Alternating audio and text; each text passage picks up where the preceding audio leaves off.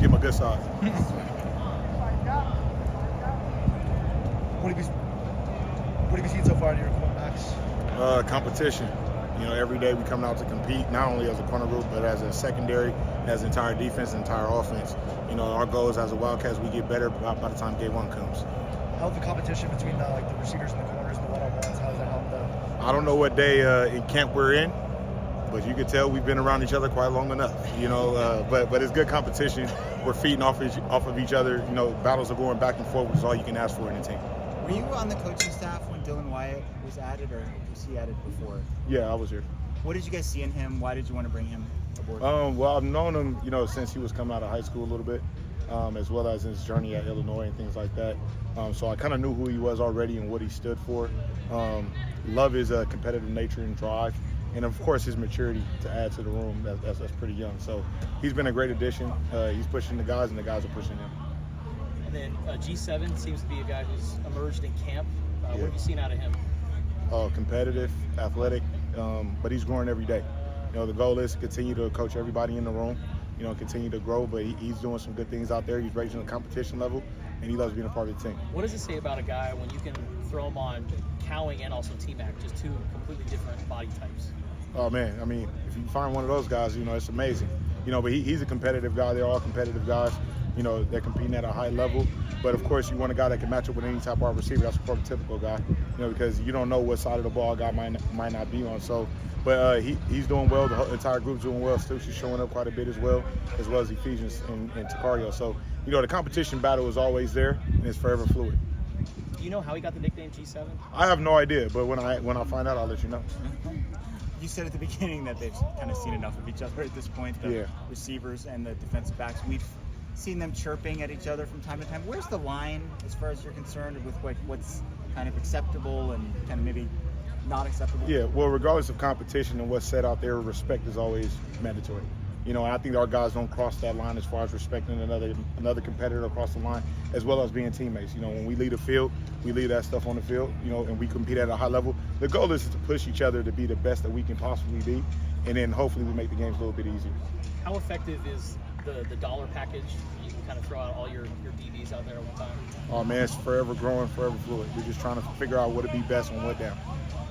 What are the challenges when you have a smaller corner versus a guy like Ephesians, like two different body types between him and G7? Is there a different approach that you take with them in terms of hands and all that? Yeah, as a coach, I feel like our jobs are, to make sure we coach each individual to the best of their ability.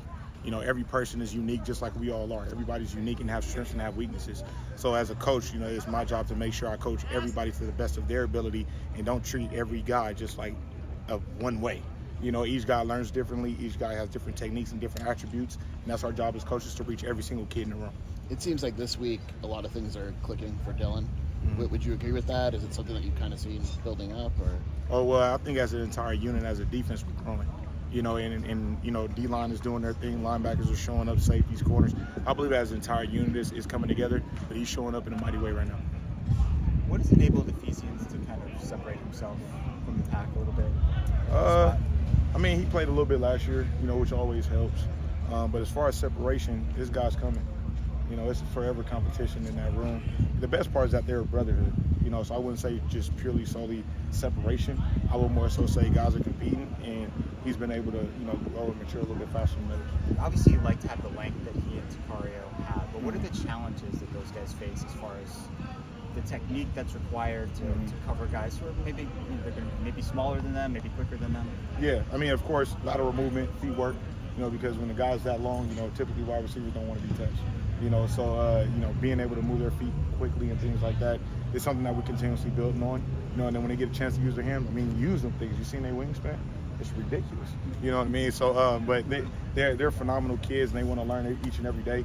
But I feel like our entire group, as an entire defense, as an entire team, because Fish is putting together in all three phases of the game with specialists and with the pack and things like that, it's coming together at the right time. Obviously, a lot remains to be seen, but what do you think about the defensive additions and the identity you guys have on that side of the ball at this point?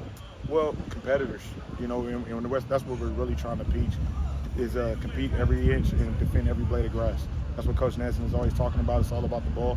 We got to find a way to force turnovers. We got to find a way to compete with your brother and not let your brother down. So we're just trying to just build a cohesive unit so everybody do their job and make sure we have trust among all the 11 guys on the field. Would you prefer 2 corners separate, or are you okay with a rotation? You know, I feel like as week to week it can grow. You never know. You know what I mean? I mean, a guy can have a really good week and a guy can be clicking on all cylinders. You know, it's kind of like the NBA. You got a guy that, you know, wasn't playing much and all of a sudden he finds a role and he's a permanent piece of the puzzle. You know, so guys have to continuously battle, continuously grow every single day. And it's our job as coaches. Come game 1, we'll see who's going to be out there. Who would you think is the best corner in a one-on-one coverage with teammates? I don't have one. They all compete. Would you tell us the starters even when you know the starters? Of course not. I'm just making sure. That's our time. Appreciate you, man.